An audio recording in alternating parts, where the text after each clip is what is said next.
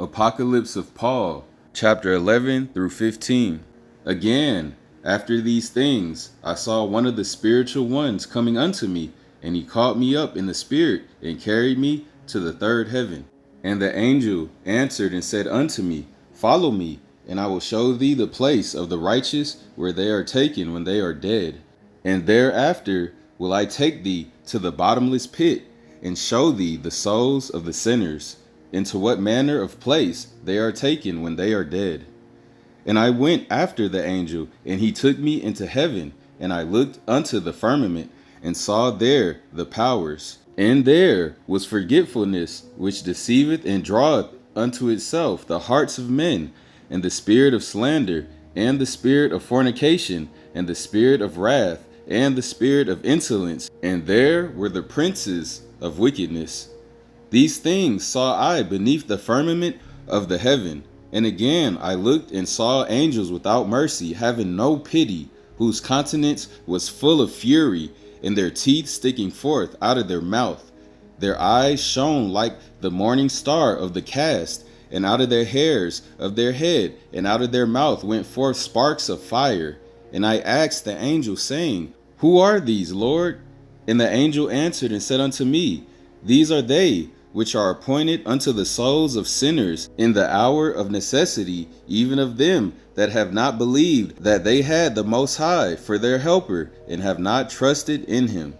I went with the angel of I Am, and looked before me, and saw a place through which passed thousands, and myriads of angels, whose faces were as panthers, and their teeth stuck forth out of their mouth, and their eyes were bloodshot, and their hair loose like women's hair, and burning scourges were in their hands. I feared and asked, Who are these? The angel answered, These are the ministers of the whole creation, which come unto the souls of the ungodly, and take them and lay them down here. They fly 3 days with them in the air before they take them and cast them into their everlasting torment.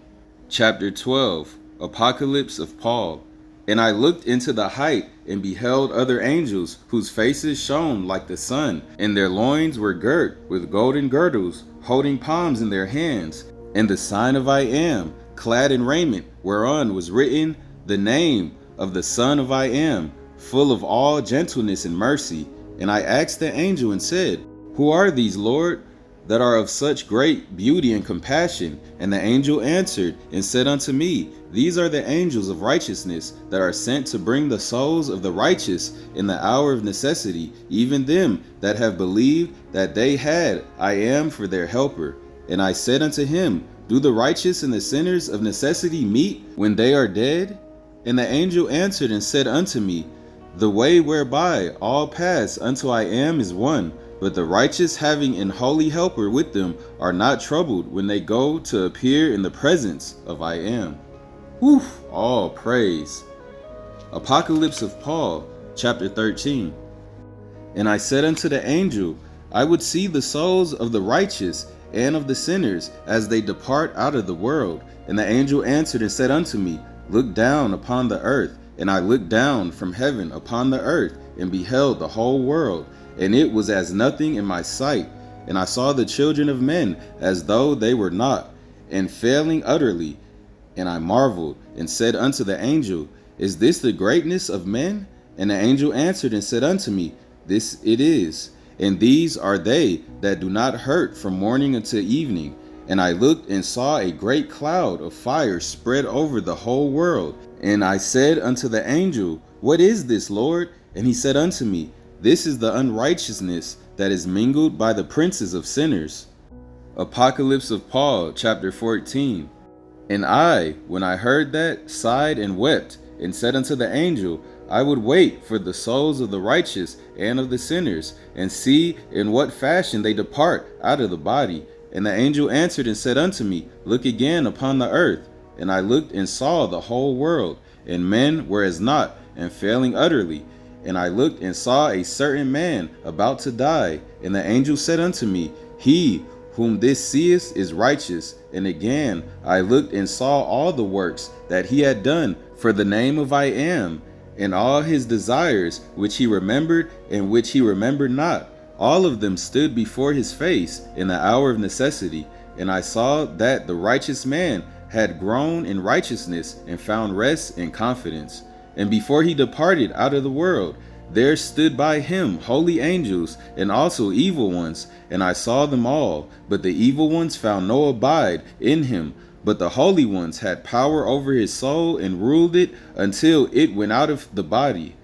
And they stirred up the soul, saying, O soul, take knowledge of the body whence thou art come out, for thou must needs return into the same body at the day of resurrection, to receive that which is promised unto all the righteous.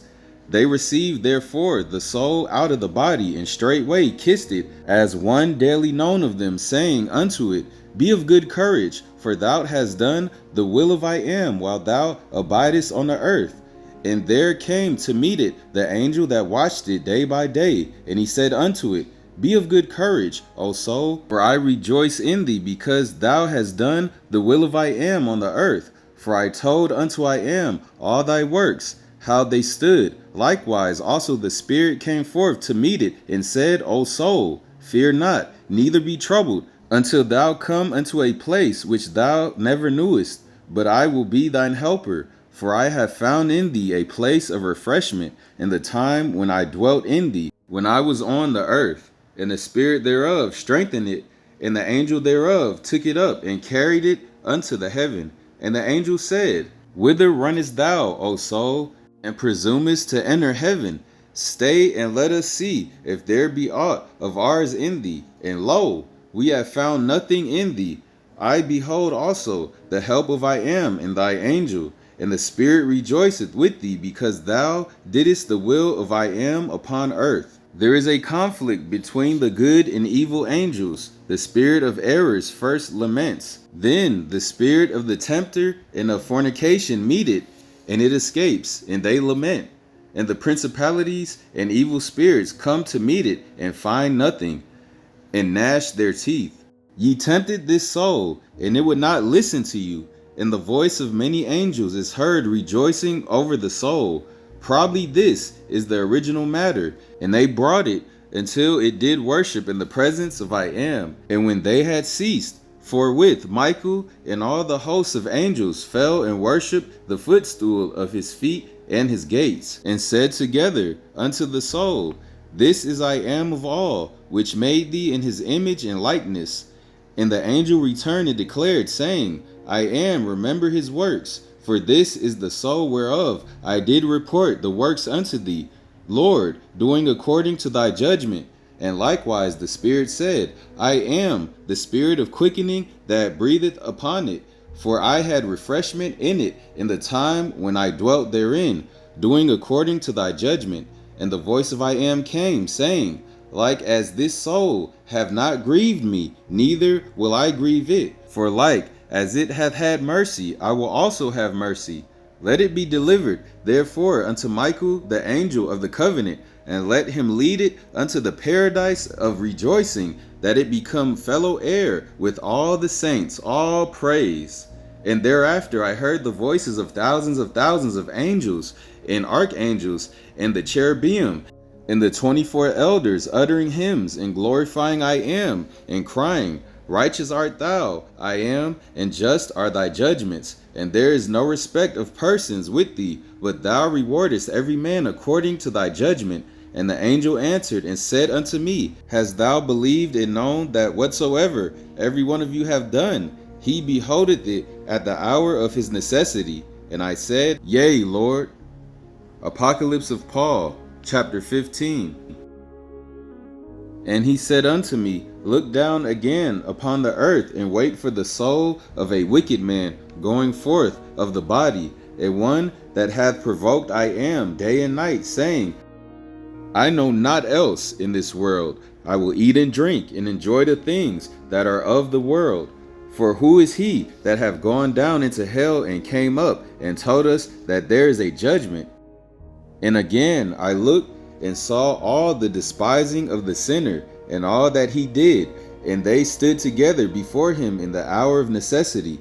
And it came to pass in that hour, when he was led out of the body to the judgment, that he said, It is better for me that I had not been born. And after that, the holy angels and the evil and the soul of the sinner came together, and the holy angels found no place in it.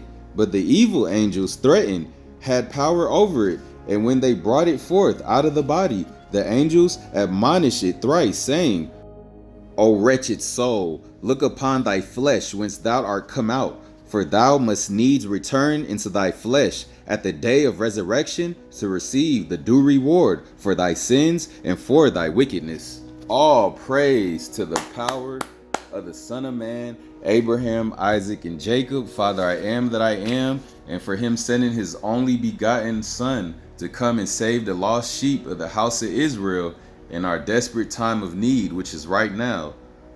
The apocalypse of Paul, y'all. You remember what I told y'all about discerning spirits and discerning what you hear? Well, I've heard a lot of things so far in this apocalypse of Paul that match up and equate with biblical verses, such as in Revelations when they talk about the 24 elders bowing down before I am and worshiping him day and night without ceasing. The same thing is mentioned in the apocalypse of Paul. So, I mean, it's adding up to me. All right, y'all, stick with me. It's getting juicy, and not in a movie kind of way. I'm talking about in a real life kind of way where this is really happening in the spiritual realm. So we need to take heed, and we need to take our spiritual walk and our spiritual journey more seriously. Now that we're hearing firsthand accounts of what happens to sinners as well as the righteous in that hour of necessity. So again, what side do you want to be on? Do you want to be on I am's righteous side and have righteous holy angels watching over you and protecting you until you come out of that body with your soul renewed and rejoiced? Or do you want to have that wicked, corrupt soul living and dead and have evil angels hovering over you and fighting against each other, trying to see who's going to take your soul first? I mean, what judgment do you want at the end of the day, or at the end of your life, I should say? And I see why, if they really did take this book out of the Bible, I see why they took it out of the Bible, because this would curve a lot of Christians, probably 90% of the Christians that are in the congregation today, that'll probably curve them to some other religion.